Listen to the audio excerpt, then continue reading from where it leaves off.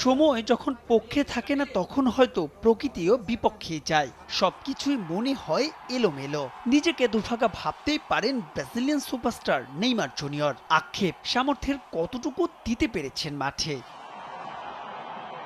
তার প্রতিভা নিয়ে প্রশ্ন ওঠেনি কখনোই। তবে ইনজুরির কালো ছায়া ছিল গোটা ক্যারিয়ার জুড়েই। জাতীয় দলের জার্সিতে যে কটা ম্যাচ খেলেছেন একই কারণে মিস করেছেন প্রায় সমান সংখ্যকই। ইউরোপের পাঠ চুকিয়ে ফিরেছিলেন শৈশবের ক্লাব সান্তোসে, ছিলেন নতুন কোচ কার্লো অ্যাঞ্চেলোত্তির গুড বুকেও। দায়িত্ব নিয়ে নেইমারকে তিনি প্রস্তুত হতে বলেছিলেন বিশ্বকাপের জন্য, কিন্তু ওই যে নিয়তি, এ যেন মরার ওপর খাড়ার খা।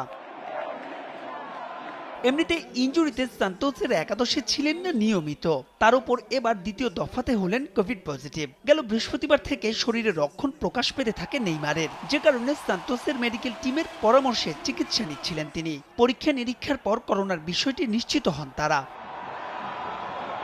এর আগে 2021 সালের মে মাসে প্রথম দফায় করোনা পজিটিভ হয়েছিলেন নেইমার জুনিয়র। সে সময় তিনি খেলতেন ফরাসি ক্লাব পিএসজিতে। সেবার পুরোপুরি সেরে উঠতে প্রায় 4 মাসের মতো সময় লেগেছিল নেইমারের। তবে এবারের অবস্থা ততটা গুরুতর নয়, তাই তো ডাক্তারের পরামর্শে চিকিৎসা নিচ্ছেন নিজ বাড়িতেই।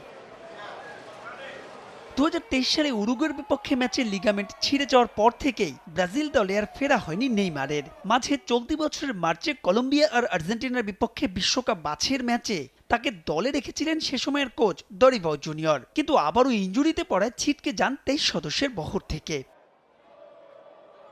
চলতি বছরের 9 আর 14 সেপ্টেম্বর বিশ্বকাপ বাছাইয়ের শেষ দুটো ম্যাচ খেলবে ব্রাজিল। 2026 আসরের জায়গা নিশ্চিত করতে এর মধ্যে কার্লো অ্যাঞ্চেলোত্তির মন জয় করতে হবে নেইমারকে। তা শুধুমাত্র মাঠের পারফরমেন্সেই নয়, বরং ফুল ফিট থেকেও। মাহবুব রিমন, সময় সংবাদ।